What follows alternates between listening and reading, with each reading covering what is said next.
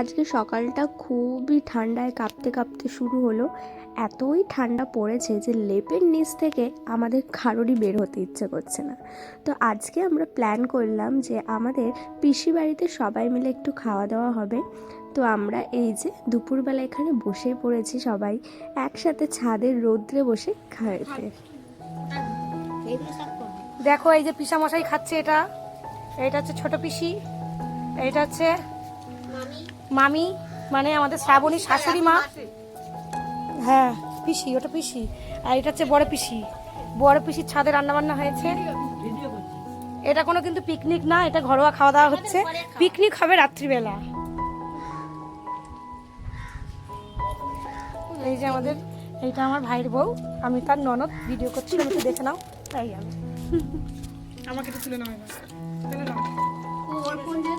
High করো, high করো।